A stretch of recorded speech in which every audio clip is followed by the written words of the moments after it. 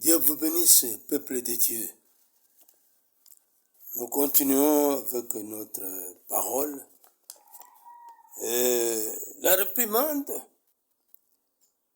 c'est quand les gens n'obéissent pas à la parole de Dieu, alors on va les réprimander.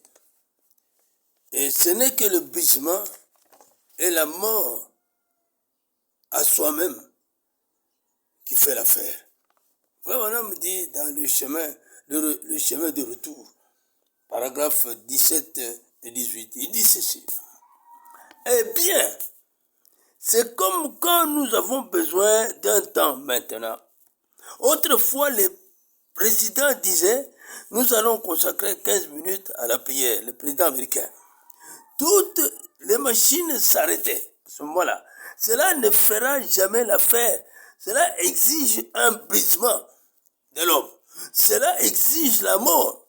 Cela exige une régénération de l'homme. Cela n'exige pas une heure de prière. Non.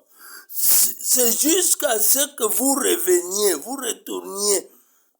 C'est un retour, revenir aux réalités de la foi et revenir même pas, en fait, ce n'est pas quelque chose que vous imaginez ou une confession de credo ou une confession de doctrine, ni l'intermédiaire de l'homme, mais c'est en connaissant Christ lui-même, la personne, le connaître lui, pas même la parole.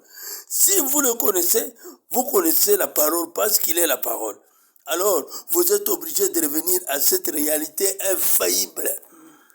Mes bien-aimés, 18. Dieu veut se manifester dans son peuple et l'Église veut se faire remarquer auprès des gens. Un plus grand nombre de gens, de plus grandes foules, de personnes plus riches et de choses semblables. C'est là où l'Église veut se faire connaître. Des gens mieux habillés, c'est ce qui nous a plongés dans le chaos où nous sommes aujourd'hui. Il serait mieux que tous nous revêtions des sacs. Il serait mieux pour nous que nous n'ayons pas de travail. Nous visitant mutuellement dans nos maisons et voyant si nous pourrions attraper quelque chose à manger. Je préférerais avoir l'Église dans cet état-là.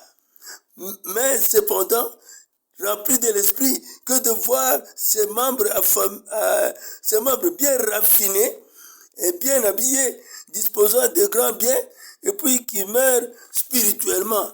Non, Branham veut que le brisement soit dans l'église du Dieu vivant, afin que les hommes soient en face et en présence